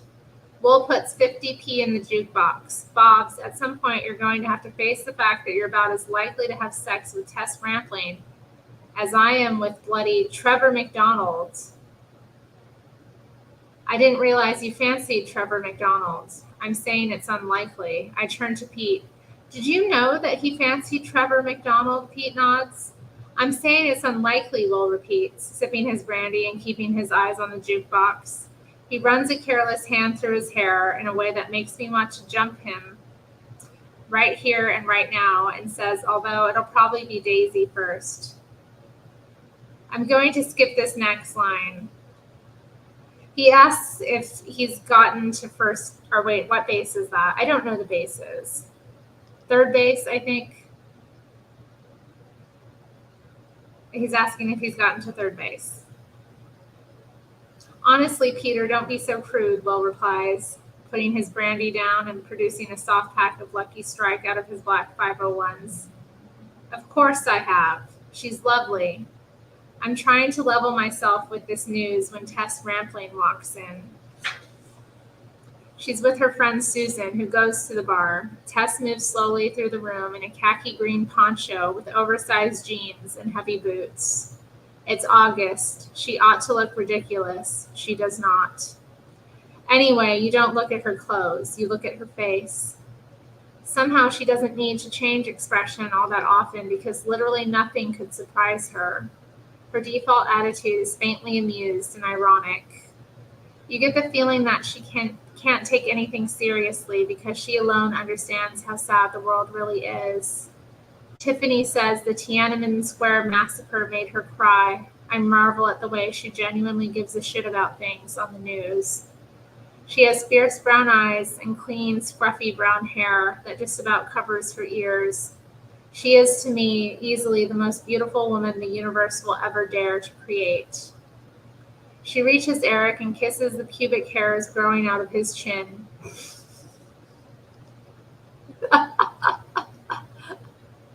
I don't know. Is it? I don't know, Batman. Maybe I'm wrong. Maybe it's... No, I don't know. I don't really know what the bases are, to be honest. He asked if he'd gotten to do something to her. I'll let you all, look the book up yourselves or, listen to the audiobook if you want to know the grim details. But there are certain things I will not read. I've read enough nasty things tonight in this book as it is, and in the chat. Men in the chat. Batman, I'm looking at you. Okay, anyway. I hear her cut glass contralto say, I'm going to help Suze with the drinks. Do you want another Guinness? Eric is just contemplating a safety shot on a ball I could pot with one arm. Yeah, all right, doll, he says. I mean, for fuck's sakes, all right what? I wait for him to put his hand in his pocket and offer some money. He does not. He's got a flat and a full-time job involving some kind of van, but he's going to let his girlfriend get the drinks in. I struggle with this for about 8 seconds. My brain is hosting one of the first contests in what will become a regular fixture, feminism versus the patriarchy, where feminism is at a disadvantage because the referee is my erection. I mean, no, I don't. It's not proper for that to happen. To think poor Tess is so young, she's already been duped into sleeping with this man and paying for his booze at a pub. That's so sad. Sweetie, do you need some attention? Hi, sweetie. Do you need some attention? You feeling some kind of way? Oh, my dear boy. My dear kitten. What a good kitten. What a good kitten he is. I've seen many kittens in my life, but this one the goodest. Yes. Hi, kitty.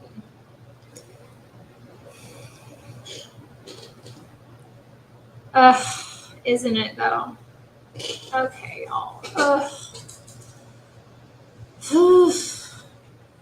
Let's continue. It goes like this. Obviously, Tess has every right to buy him a drink. Girls, correction, young women, are allowed to buy drinks, and it would be wrong. Hi. Hi. Oh, did I hurt your feeling? He was like, no, you're not going to ignore me, woman. No, no, no, no, no, no, no, no, no, no, no, no, no, no, no. No, no, no, no, no, no, no. No. No. Hello, Julia, Sasha, 2029. Hi. Hi. Is it your turn? Is it your turn? Is it your turn? What a good kitty. What a good kitty. No lap. No lap. You already had some lap. We're going to cuddle in a little bit. It's not that long. It's not that long to wait for the cuddles. It's not that long. I'm not making wait too long. I'm not making wait too long. You want your moment? Don't you be knocking my drink over. There's still some sparkling water in here, babe.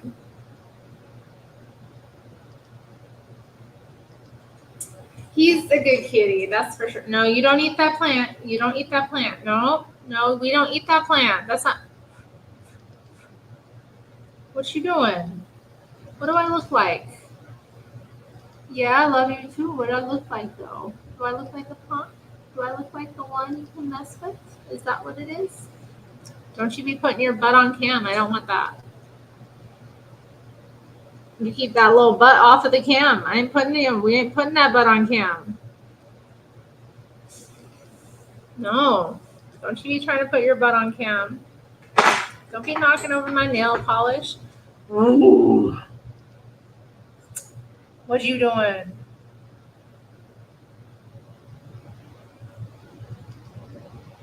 He's a good kitty. He's a good kitty. That's a good kitty right here. This kitty. This one right here. What do y'all think? Pretty good kitty, huh? It's a pretty good kitty. This one. It's a pretty good kitty. And I'm not trying to have you have that either, Batman. It's not that kind of channel. Oh, you. Oh, you. Yeah.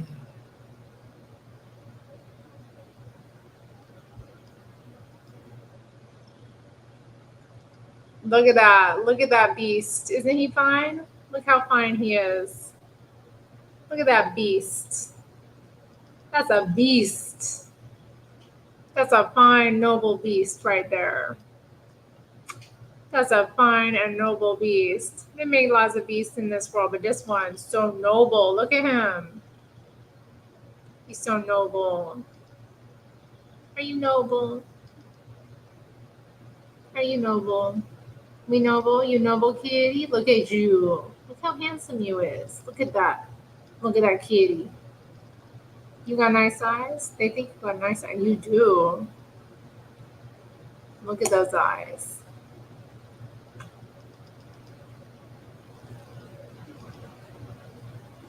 Hey. Hi. Are we good looking? We look pretty good together. That's a good look. Good human looking human and kitty. What you think? They look good together?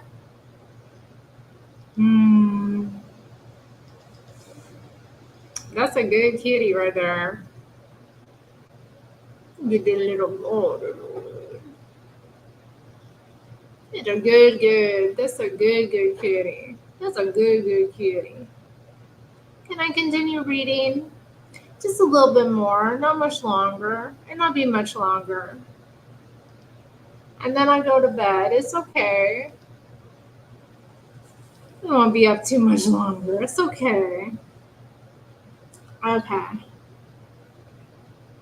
No.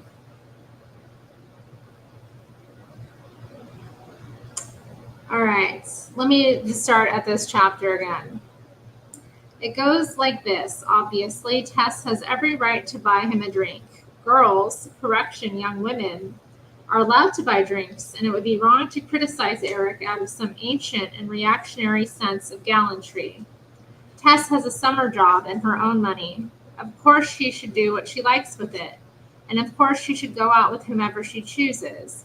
It's charming that she wants to buy her boyfriend a Guinness. No, not charming, natural, completely normal. Of course it is.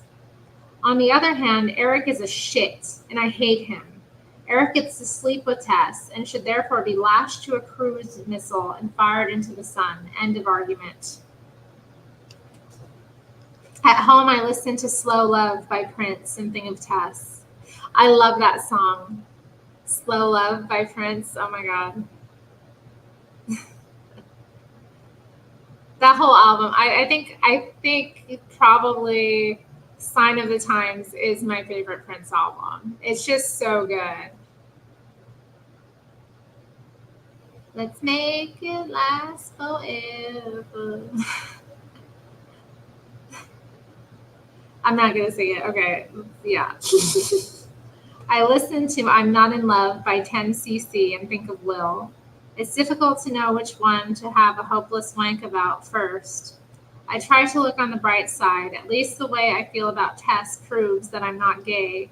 Rationally, I can see that being gay is fine, but it looks like gay men have to put up with that whole world of stupid nonsense that straighties with one-off fixation get to ignore.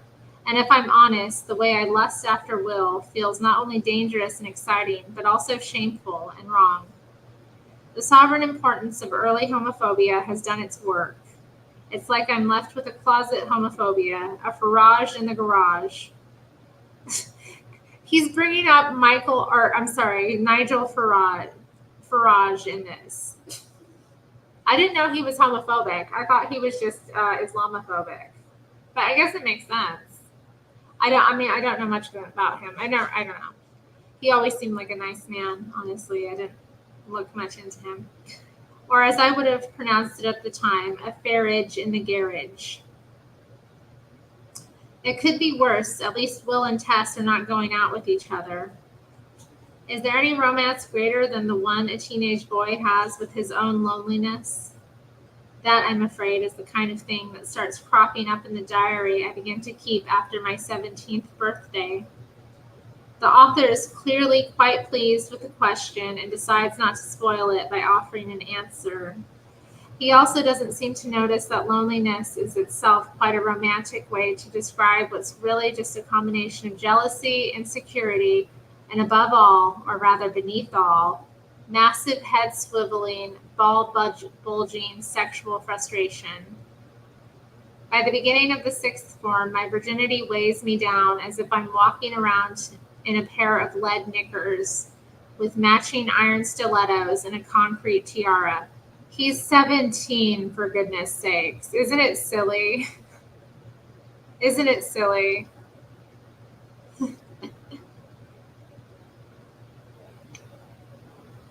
It's emasculating.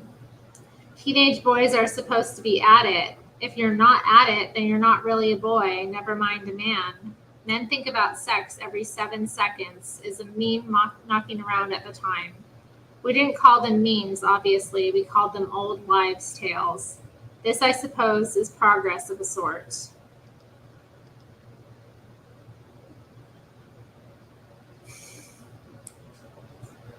Hi, Big Fish. Big Fish is here, y'all. I think really every 7 seconds, but then what do I know? Maybe other blokes really do think about it every 7 seconds. Maybe I'm still a virgin because I just don't think about sex often enough. I mean, Jesus, it feels like I think about it quite a lot, but seriously? It takes me 7 seconds to tie my shoelaces. Did I think about sex when I was tying my shoelaces? I doubt it, but maybe I should have.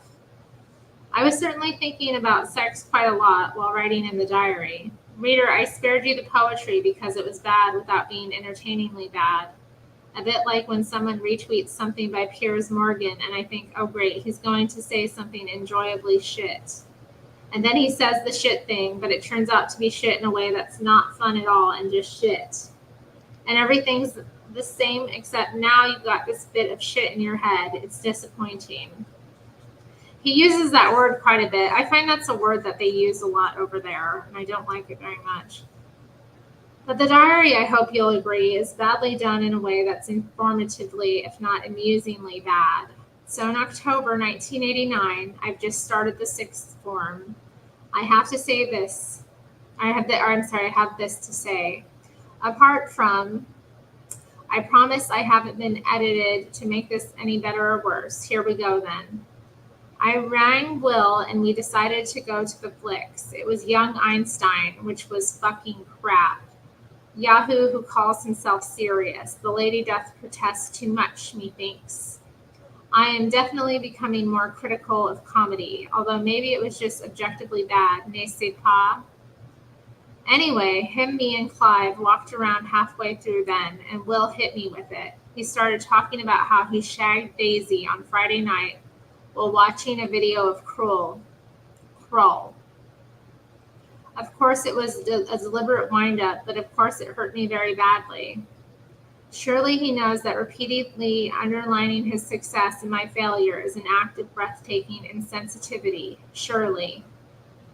Yes, surely. The next 5 closely written Fool's Cat pages are about fancying a girl at Gateway called Jill, then finding out she has a boyfriend, asking her out to a party, getting very excited that she says yes, not getting off with her at the party, and getting told that she just wants to be friends.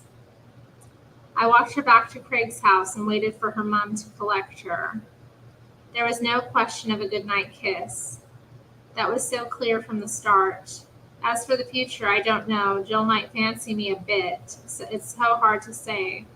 The next step will be the Gateway staff party on January 6th. While I'm waiting for the Gateway staff party and its next step, there's a Christmas concert featuring local school bands, Communion, lead singer Daisy, and Underpants, bass guitar Patty, Tiffany's new boyfriend who plays the bass line to A Forest by The Cure. Isabel is a lovely girl, also in the lower 6th. Marina is another lovely girl, but in the 5th year. I fancy Marina more than Isabel, but not as much as Jill. Jill isn't there. Isabel said hello, and we started getting on really well. I made her laugh like a spaz. And then after a Bacardi or two, we sort of started getting off with each other. After that, we were sort of together all evening, holding hands and stuff. It was all a bit mushy for my liking, especially since I hardly fancy her. Well, later in the evening, I nearly fell over when I saw Marina getting off with Russell McCallan. Can you fucking believe it? I was so fucked off. How can a nice girl like her get off with a social incompetent like him? Plus, he was totally fucking sloshed after about 2 vodkas. Unbe-fucking-leavable. Obviously, I was maniacally depressed and so totally ignored Isabel for the rest of the evening.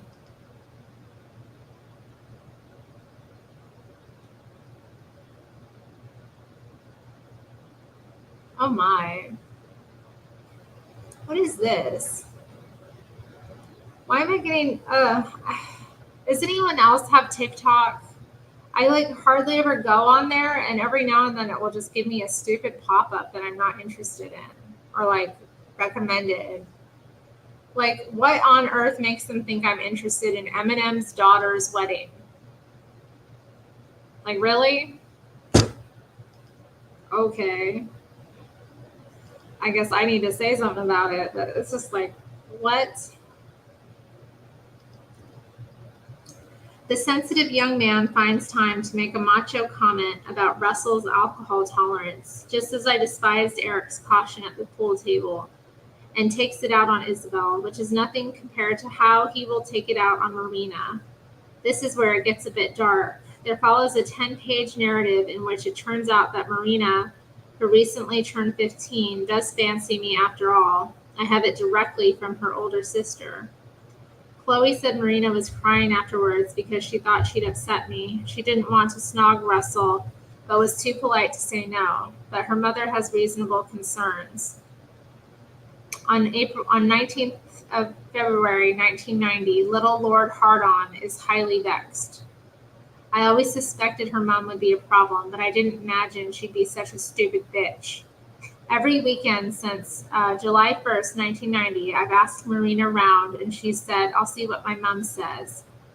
And Mummy Dear invariably says, fuck right off, dear. Everyone knows how Chloe has turned out right. You'd think that Mrs. K had got the message about telling her daughters, no, you can't, but apparently not. What a fuckhead. Now it turns out she's telling her, he's too old for you, and you're not to have a serious relationship till you're 16.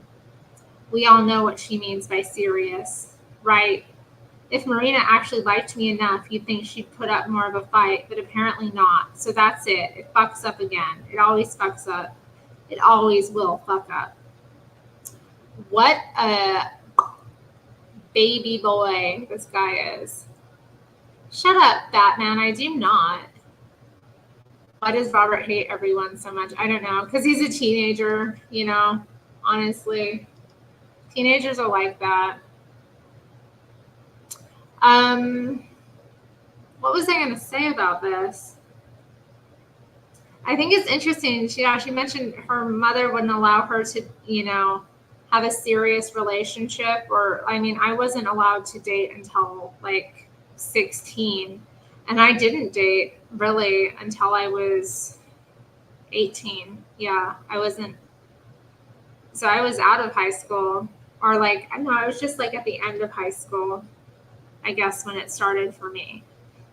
And it wasn't somebody in my high school anyway. So I just find that interesting to look back and read these teenagers, and he's like, why can't she be serious until she's 16? It's kind of normal, I think. Right? Am I right? I mean, I think it's normal. I wouldn't want my daughter dating anyone until she's, married with a few kids, honestly. Okay, let's continue. Aside from Mrs. K's outrageous desire for her child not to break the law, I love that brief lecture about Chloe's promiscuity. The big sister is damned for having sex. The younger one is damned for not having sex. The mother damned for exercising a fairly run-of-the-mill duty of care. But despite the 3-sentence burial hymn at the end, our hero won't take no for an answer until he hears the magic words. If I thought I was depressed on Thursday, that's nothing compared to when the events of last night sink in. After an hour in the Angel, we went to town hall. I knew Marina would be there, and Russell was on the shark for Nancy Tanner, although God knows why. Well, Marina was there, obviously drunk, obviously having a good time with her friends, and obviously ignoring me. And then she pulled her MasterCard. I think this is either meant to be ace card or master stroke. At no point did Marina try to get rid of me by waving a MasterCard. I mean, what's the worst? I mean, the worst thing that she could have possibly said. That's right. After about 10 minutes, Short Sally, her friend, who's always fucking around with her hair, came up and said, Marina says she just wants to be friends. The words pierced me like a javelin. Anything would have been better than let's be friends. It stinks of patronizing indifference, which, let's face it, is how she has always regarded me. Obviously, I just walked out. Obviously, and somehow negotiating the doorway despite being pierced by a javelin, the author then hits on a particularly terrible idea. My natural reaction is to write her a fucking acidic letter. She's hurt me, and she ought to bloody well know about it. But I remember how much I regretted doing that with Louise. Generally, it's just a rather spiteful and childish thing to do. Phew, yes, let's not write the letter. Louise had been a girl in the year above who actually let me feel her breasts before suggesting that we might be just friends. I wrote her a letter detailing how offensive this was of her. She never spoke to me again, so good thing we won't write the letter, but not so fast because I'd love to. I still might. No, sweet mother of Jesus, let's see if I can even type this. Of course, it would put any chance of us getting together next year beyond question, and I have enough doors slammed in my face without closing them myself. But the time I wasted on her, her total absence of contribution, her arrogance in the way she finished it, her lack of vision, and her obvious and in total incomprehension of any of my feelings, make me simmer with something close to hatred. Oh my, what a dramatic young man, isn't he? Dude, we have a saying in the 21st century. She's just not that into you. You're out of your mind and you must not write that letter. March 4th, 1990. Well, I sent the letter. It wasn't half as bad as it could have been. She belatedly sent it back with a reply. I spoke to her sister and she said Marina read the letter on Saturday and spent all morning crying. That was quite a shock. I certainly didn't mean to upset her. You idiot. There's quiet dignity in her reply, which I found rather impressive. You patronizing idiot. I wonder if I really am guilty of the charge of selfishness. Good one. Let's think. I really can't bring myself to admit that. I know the letter was vindictive, but I was hurt and I had to hit out at someone. I give up on this dick, or rather I would if I didn't know that something else was going on. Early in March, a couple of weeks before the blameless Marina said, "Let's be friends," I'd written this. My concern for Mum deepens. I'm quite ashamed to realize that this is the first reference in this diary to worrying about anyone but myself. Mum has been in hospital since last Friday with what was supposed to be a chest infection. In fact, she has a few cancerous cells on her lung. She might have to have chemotherapy. Jesus Christ, I'm so worried. I love her so much. I must resolve to be less selfish. To talk to her about things more often. Life without her is unthinkable, literally unthinkable. And then at the end of the same entry, where I talk about Marina's reply to the spiteful letter, found out for sure the week before last, on Wednesday, March 21st, that Mom isn't going to recover. She has about 4 months. I don't want to talk about it, even to you. I found out that Mom had cancer in early March, and 3 weeks later, I found out that she wasn't going to survive it. And it was after that I sent Marina the letter because I was hurt and I had to hit out at someone. In other words, the girl picked up the bill when the boy turned fear and grief into anger.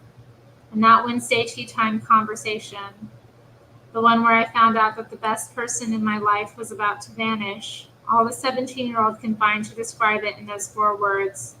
Found out for sure. For once, I don't blame him. It is not a boy's job to write about such things. That day I arrived home from school and felt a sudden tightness in my chest. Dad's van was parked neatly outside the bungalow. Oh my.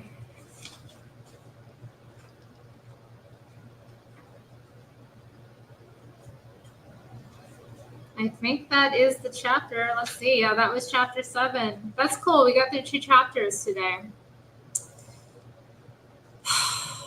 What an intense young man. This has been intense looking into him as a teenager, I have to say. I've been kind of like horrified and intrigued, and I don't know. It's very cringy, but interesting and insightful at the same time. Interesting little insights he puts in there about himself and about just, I think, men generally, or not generally, but I don't know. It's interesting, at least, to say the least. So, yeah, I'm going to head out of here. It's time for me to get ready for bed. And I'm sure all of you are already tucked in and been listening to your bedtime story with me. So, I'll see you again later. I'll see you back here tomorrow in the evening for a lovely chat with Phil Chandler of Chandler Arts. And yeah, bye. Bye. Keep it strange, y'all.